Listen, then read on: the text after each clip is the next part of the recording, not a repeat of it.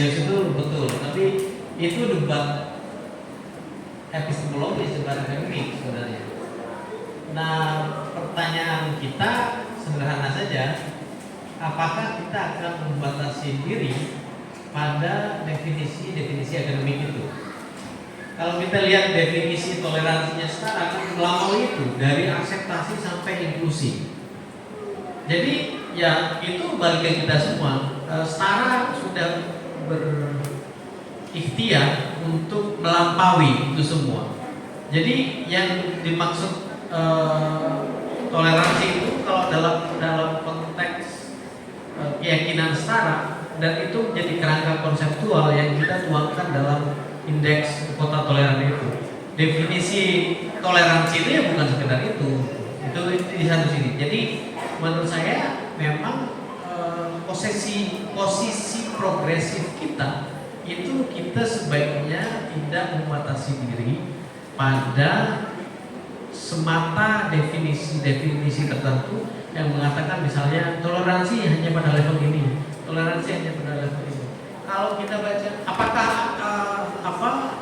di kalangan intelektual, di ranah akademisi itu hanya terbatas pada apa yang disampaikan Pak Darius? Ya enggak juga. Kita bisa baca misalnya Thomas Scanlon dalam sebuah buku yang berjudul The Difficulty of Tolerance. Dia bahkan mengatakan bahwa toleransi itu even pada level penciptaan regulasi yang mengakui eksistensi yang lain. Jadi pro eksistensial itu harus turun dalam bentuk regulasi bahkan. Jadi toleransi itu bukan dimaknai semata-mata sebagai sesuatu yang sifatnya pasif, enggak, yang aktif. Karena dasarnya toleransi itu adalah hak dasar. Itu dikatakan oleh Thomas Scanlon. Saya hanya ingin mengatakan bahwa debat akademis mengenai definisi toleransi, ada satu kiai yang mengatakan saya nggak tertarik ngomong soal toleransi, saya lebih tertarik ngomong soal kesetaraan. Ya kebetulan saja setara garap toleransi, kira-kira gitu.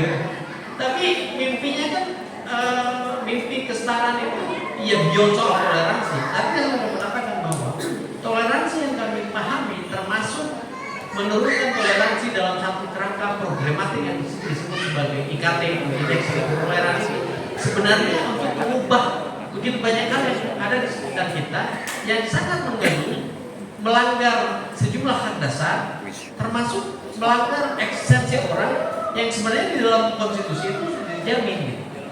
Jadi ini adalah indexing study of change, dan toleransi menurut saya, menurut sains itu juga, karena kami mendiskusikan dengan banyak pihak gitu ya, dan itu kelihatan sekali dari report yang kami punya, begitu banyak nama disebut, mulai dari Bung Karno sampai Thomas Scanlon yang tadi terakhir saya bilang dalam buku The Difficulty of Tolerance itu, yang pada akhirnya ada dua aras yang sampai saat ini belum selesai gitu ya. Satu soal pendefinisian toleransi di wilayah ini masih terus terjadi perdebatan itu sampai sekarang. Apakah ini toleransi? Apakah ini kesetaraan? Apakah ini semata-mata bersifat pasif? Apakah ini sudah bisa lebih aktif? Di wilayah akademis itu terjadi perdebatan itu. Nggak usah ngomong soal toleransi. Di wilayah akademis itu bahkan soal hampa itu diperdebatkan. The question is, apakah kita kemudian akan membatasi diri pada hal-hal yang sifatnya definisi konseptual epistemologis yang itu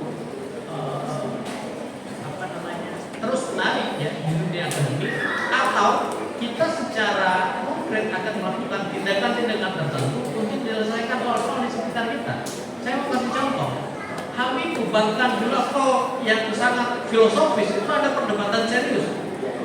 Misalnya antara kelompok yang disebut sebagai utilitarianis dengan kelompok positivis. Utilitarianis itu mengatakan bahwa hak dasar itu bukan semata-mata adalah apa yang ditentukan oleh ketentuan hukum, tapi hak dasar itu harus melahirkan manfaat sebesar-besarnya untuk memfasilitasi berbagai akses kita atas penikmatan. Itu yang di dalam studi-studi disebut sebagai enjoyment, penikmatan hak. Tapi ini dibantah. Yang dikatakan oleh utilitarian di sini dibantah oleh satu kubu yang namanya positivis. Kelompok positivis mengatakan bahwa yang namanya hak itu anak kandung hukum. Anda tidak bisa menuntut hak kalau itu tidak tertulis dalam hukum. Secara epistemologis ada debat yang tidak selesai. Pertanyaannya adalah di tengah-tengah perdebatan epistemologis itu, apakah kita kemudian mogok atau macet bareng-bareng di jalanan gitu? Ya enggak. Kita terus harus bergerak maju gitu. Karena kita terus menghadapi tantangan kemanusiaan sehari-hari. Kita ada mengalami begitu banyak konflik dan seterusnya. Maka menurut saya kita memang mesti membedakan antara definisi-definisi yang konseptual yang jangan-jangan itu membatasi kita untuk bergerak, sementara ada dinamika praktikal yang bisa jadi melompati definisi itu. Jadi kalau toleran itu pasif, lah toleran pasif, intoleransi aja ada yang aktif kok. Masa yang toleran itu pasif terus gitu? Di dalam Setara sering menyebut, ini basisnya juga riset. Setara sering menyebut ada tentu saja ini diinspirasi oleh seorang pemikir namanya Uganda yang menyebut staircase theory of value extremism atau teori anak tangga tentang ekstremisme kekerasan. Yang kurang lebih dia mengatakan bahwa orang tidak serta-merta mengebom kalau dia tidak punya psychological reasons.